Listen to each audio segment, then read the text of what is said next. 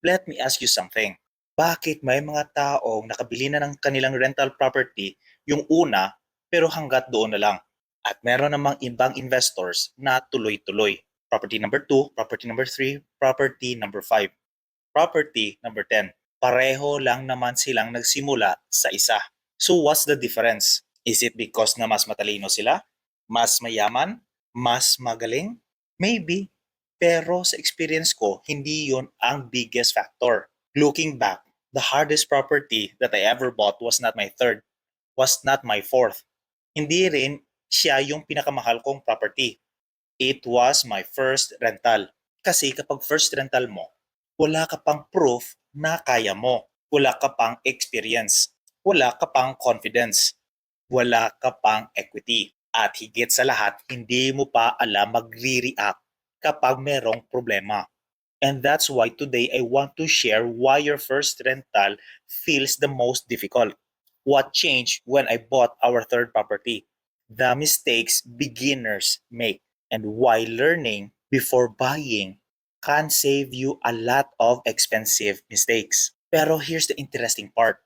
The reasons why things got easier for us was not because real estate became easier. Hindi rin dahil naging genius investor ako overnight. Hindi rin dahil nawala yung repairs, vacancies at tenant problems. Ang nagbago ay hindi yung properties, ang nagbago ay ako. My knowledge improved, my confidence improved, my systems improved, and eventually, I stopped starting from zero every time. If you're buying your first rental property now, alam ko yung feeling. Kasi dumaan din ako dyan. Every payday, may tinatabi kang porsyon. You're trying to save. You're looking at listings. Nanonood ng YouTube videos. Nagbabasa ng books. Nagra-run ng numbers. Tapos may makita kang magandang property. Then suddenly, ang daming questions.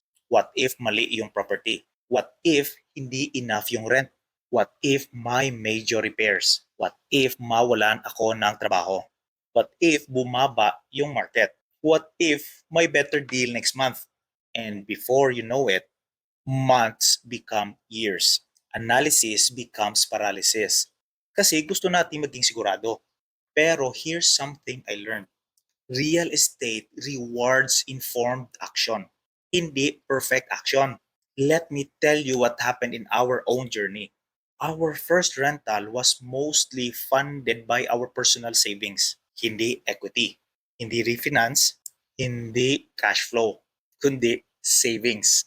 Pera na pinag-iipunan over time.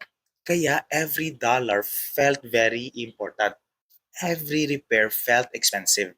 Every decision felt stressful. I remember checking numbers over and over again. Para bang naghahanap ako ng confirmation na tama yung ginagawa ko. Then we bought our second. Medyo mas confident na. Mas may experience na. Pero to be honest, savings pa rin yung pinakamalaking source para sa susunod na purchase. Then we got to our third rental property. And that's when things started changing. Hindi dahil maganda yung deal. Hindi dahil bumaba yung interest rate. Hindi dahil nawala yung mga problema. Nagkaroon ako ng something na wala ako dati. Equity. For the first time, we had options. We could use equity for renovations. We could use equity for improvements. We could now use equity for the next acquisition. Hindi na kami nagsisimula sa zero every time. And that changes the game. Looking back, I realized the first property teaches discipline. The second property builds confidence. The third property starts building momentum. One thing I see with beginners, either they rush or they overthink. Parehong delikado. I've seen investors watch a few videos, get excited, and then buy a property. Then later realize na hindi pala nila tamang naran yung numbers. They underestimated expenses. They did not include vacancies. They forgot about maintenance. They forgot about capital expenditures. And now, yung trabaho nila, employment nila, ang sumasalo sa kanilang property. Instead of the property helping them build wealth, the property becomes another bill. That's why I always say you don't need to know everything. You just need to know enough. Enough to analyze deals, enough to understand financing, enough to understand risk. Real estate is not new. People have been doing this for decades. Marami nang nagkamali bago tayo. Marami nang nalugi. Marami nang yumaman.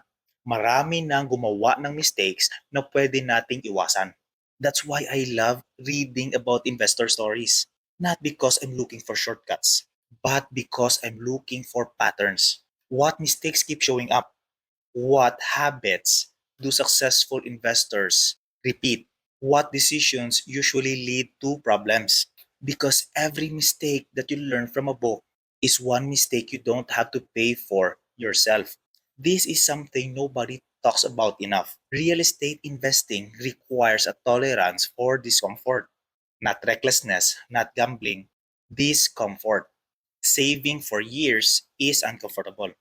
Watching your savings disappear into a down payment is uncomfortable. Unexpected repairs are uncomfortable. Waiting for years for momentum is uncomfortable. Most people want wealth building to feel exciting, pero most of the time, wealth building feels boring, repetitive, consistent, and quiet. Sometimes growth looks like stress. Sometimes growth looks like uncertainty. Sometimes growth looks like sacrifice nobody notices yet. That's normal. So if you're currently saving for your first rental and feeling overwhelmed, let me tell you something. The goal isn't to know everything. The goal is not to eliminate all risks. The goal is to become educated enough to make a good decision.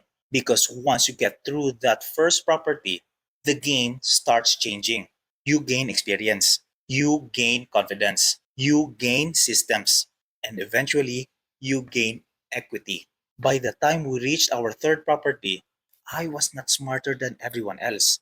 I simply had more reps, more experience, more mistakes, more lessons, more systems, more confidence, and now access to equity. That's why decision making became easier. Not because problems disappear, but because I knew how to handle them better. If there's one thing I'd like you to remember from this video, don't rush, but don't stay stuck forever either. Learn enough, read books, study deals, run numbers. Learn from people who have already done it. Then take action. Because eventually, reading has to become experience. Watching videos has to become action. Learning has to become implementation.